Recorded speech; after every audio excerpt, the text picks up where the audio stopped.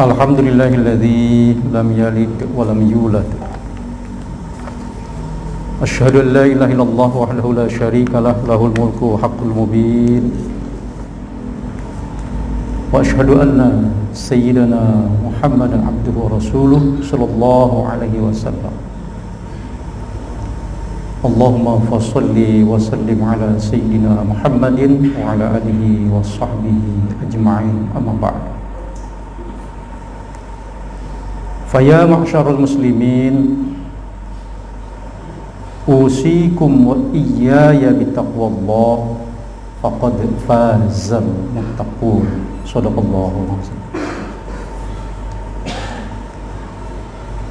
Hadirin sidang Jumat rahimakumullah, bapak-bapak dan saudara-saudara sidang Jumat yang berbahagia. Marilah kita panjatkan kehadirat Allah Subhanahu wa taala yang telah menganugerahkan berbagai macam nikmatnya kepada kita semua, sehingga pada kesempatan siang hari ini, Jumat 19 November 2021, kita dapat berkumpul bersama-sama di masjid yang mulia ini, Masjid At-Taqwa, Komplek Pemadam Kebakaran Jakarta Pusat, dalam rangka menunaikan tugas kewajiban kita, yakni sholatul Jumu'ah. Harapan kita tentu saja moga-moga apa yang telah sedang dan akan kita kerjakan kiranya senantiasa mendapat ridho dari Allah Subhanahu wa ta'ala. Salawat serta salam semoga senantiasa terlimpah keharibaan junjungan kita Nabi besar Muhammad sallallahu alaihi wasallam serta para keluarganya, sahabatnya, dan segenap pengikutnya hingga akhir zaman. Selaku khatib tentu saja tak lupa menyampaikan wasiat, terutama untuk diri pribadi dan umumnya untuk jamaah sekalian.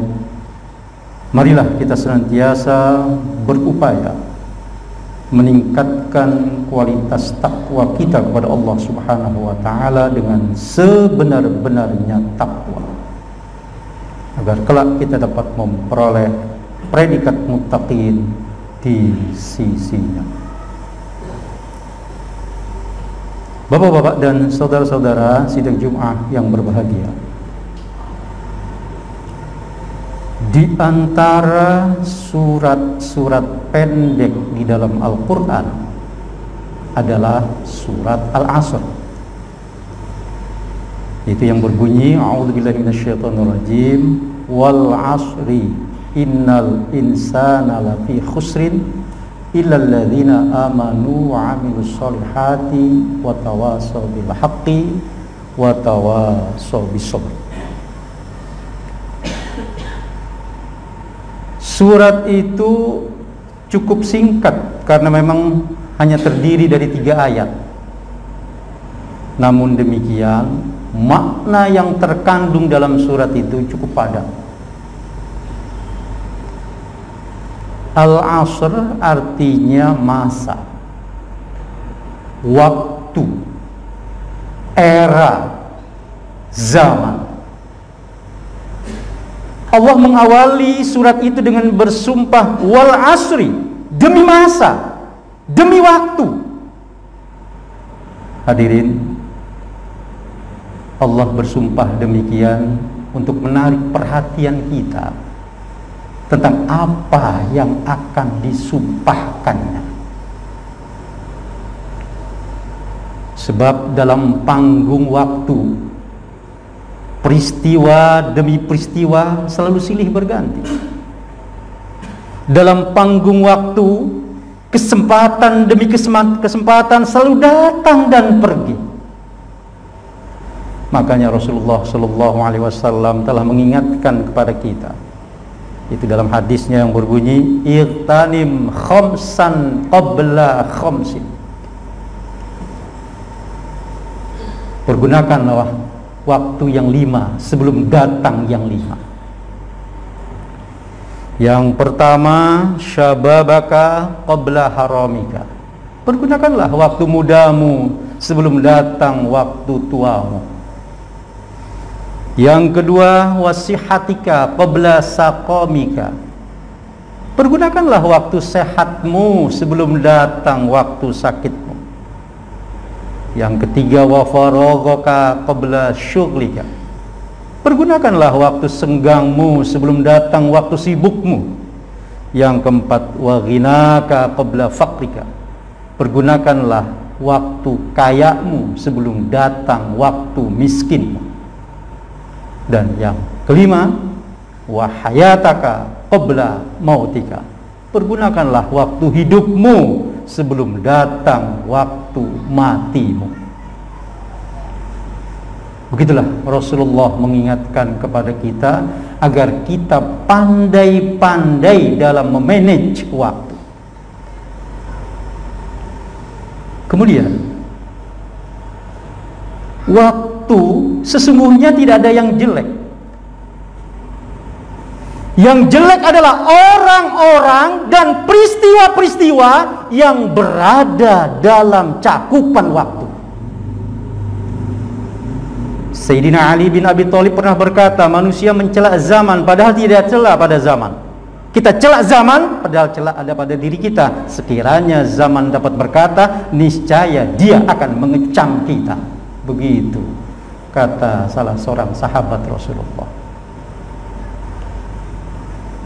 Hadirin, kendati memang tidak celak pada zaman, tapi sadarilah dalam-dalam bahwa orang-orang dan peristiwa-peristiwa yang berada dalam satu zaman itu sangat-sangat mempengaruhi sikap dan perilaku kita. Di sini letak pentingnya bagi kita untuk selalu peduli terhadap kondisi zaman yang sedang kita hadapi, agar jangan sampai kita tertipu dengan berbagai peristiwa, agar kita bisa memberikan makna, tapi yang lebih penting lagi, agar kita bisa memberikan reaksi yang tepat dalam kurun waktu yang tepat. Salah memberikan reaksi, maka kita akan merugi. Wal asri innal insana lafi khusrin. Demi masa, sesungguhnya manusia benar-benar berada dalam kerugian. Pertanyaannya adalah, apa reaksi yang tepat itu? Hadirin sidang jemaah rahimakumullah, Allah Subhanahu wa taala menjelaskan ada 4. Dan itu dapat kita lihat dalam surat Al-Asr setelah huruf istisna, illa, kecuali. Wal asri innal insana lafi khusrin illa.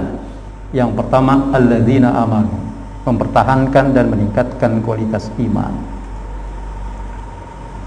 Yang kedua, wa amilus sholihat, melakukan pekerjaan-pekerjaan yang baik, amal soleh.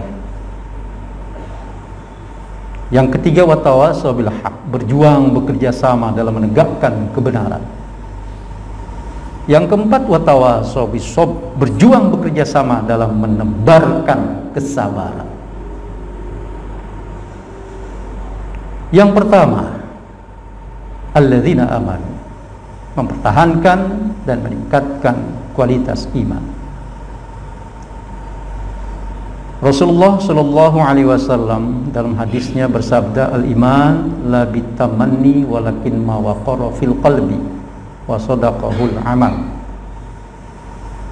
Iman bukanlah angan-angan, tetapi sesuatu yang tetap di dalam hati, lalu dibuktikan kebenarannya dengan perbuatan. Hadirin, manakala seseorang telah memiliki iman yang mantap, maka sesungguhnya dia memiliki pegangan yang kokoh kuat, yang tak akan lapuk bila kena hujan dan tak akan lekang bila kena panas. Dan manakala ia dihadang dengan berbagai macam ujian dan cobaan dalam hidup ini, niscaya ia akan tetap tegar, sabar, dan tabah menghadapinya. Sebab tidak akan mungkin setiap orang lepas dari berbagai macam ujian dan cobaan itu. Allah Subhanahu wa taala menegaskan dalam surat Al-Imran ayat 142. Am hasibatum an tadkhulul jannah. Apakah manusia itu mengira bahwasanya dia akan masuk surga? Walamma ya'lamillahu alladhina jahadu minkum wa ya'lamas sabirin. Padahal Allah belum menguji siapa di antara kamu yang benar-benar berjihad, siapa di antara kamu yang benar-benar berjuang, siapa di antara kamu yang benar-benar berusaha dengan sungguh-sungguh, wa ya'lamas sabirin, dan siapa di antara kamu yang benar-benar sabar, tabah, dan tahan uji. Hadirin sidang Jumat rahimakumullah, di sini letak pentingnya bagi kita untuk selalu berupaya meningkatkan kualitas iman dan takwa kita kepada Allah Subhanahu wa taala, agar kita tidak terombang-ambing oleh gelombang zaman yang pada akhirnya menjerumuskan kita ke dalam kerugian. Wal asri innal insana lafi khusrin, demi masa sesungguhnya manusia benar-benar berada dalam kerugian, illal ladzina amanu, kecuali mereka yang selalu berupaya mempertahankan dan meningkatkan kualitas imannya. Itu reaksi yang pertama. Reaksi yang kedua, wa'amilus sholihat, melakukan pekerjaan-pekerjaan yang baik atau amal soleh. Amal soleh merupakan bekal hidup kita nanti di dalam akhirat. Makanya Allah tegaskan dalam Al-Quran, fastabiqul khairat, berlomba-lombalah kamu dalam melakukan kebaikan. Memang kita setiap melakukan kebaikan itu selalu dihadapkan dengan berbagai macam hal yang kita tidak sukai. Tapi sebaliknya, ketika kita melakukan keburukan, kemungkaran atau kemaksiatan, kita sering dihadapkan dengan berbagai hal yang kita senangi. Ambil contoh yang sederhana saja. Manakala kita duduk di majelis ta'lim, baru sebentar sudah terasa lama dan ingin cepat-cepat selesai. Tapi manakala duduk dengan wanita yang bukan muhrim di tempat bersunyi, berduaan, maka lama itu terasa sebentar. Makanya Rasulullah SAW menegaskan dalam hadisnya, huffatil jannah bil makari wa huffatin nar bisyahawat. Surga itu dikelilingi dengan berbagai hal yang kita benci, neraka dikelilingi dengan berbagai hal yang kita senang. Hadirin sidang Jumat rahimakumullah. Kemudian mari kita coba introspeksi diri kita masing-masing. Apakah selama ini kita dalam beramal soleh, perhatian kita selalu terfokus pada segi kuantitasnya saja ketimbang dari segi kualitasnya? Apakah selama ini ketika kita beramal soleh kita hanya fokus pada jumlahnya, banyaknya, ketimbang mutunya, bobotnya? Padahal dalam surat Al-Mulk Allah Subhanahu wa taala menegaskan, allazi khalaqal mauta wal hayata liyabluwakum ayyukum ahsanu amala. Dialah yang menciptakan kematian, dialah yang menciptakan kehidupan, liyabluwakum ayyukum ahsanu amala, untuk menguji siapa di antara kamu yang paling baik amalnya.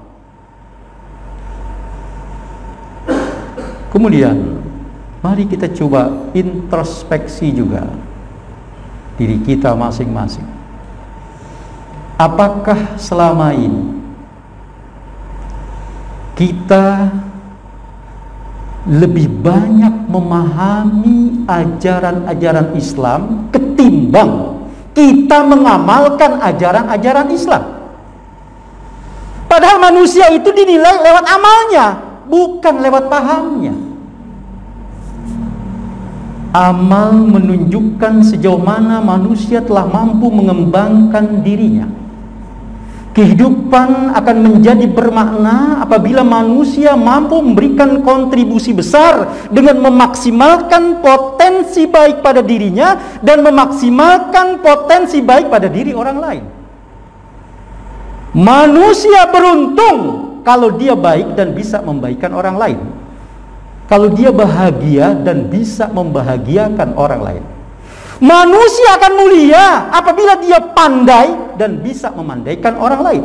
Apabila dia selamat dan bisa menyelamatkan orang lain. Itulah amal soleh.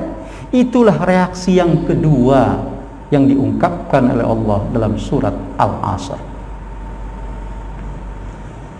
Reaksi yang ketiga, wattawasau bil haq, berjuang bekerja sama dalam menegakkan kebenaran. Dan reaksi yang keempat, watawasau bis sabr, berjuang bekerja sama dalam menebarkan kesabaran. Hadirin sidang Jumat rahimakumullah. Reaksi yang ketiga dan keempat ini berkenaan dengan tanggung jawab kita hidup di tengah-tengah masyarakat, di mana kita hidup bukan hanya harus selalu berada di atas kebenaran, tapi juga kita harus berupaya semaksimal mungkin dalam menegakkan kebenaran. Di mana kita hidup bukan hanya harus sabar ketika menghadapi ujian dan cobaan, tapi juga kita harus berupaya untuk bisa memasyarakatkan kesabaran.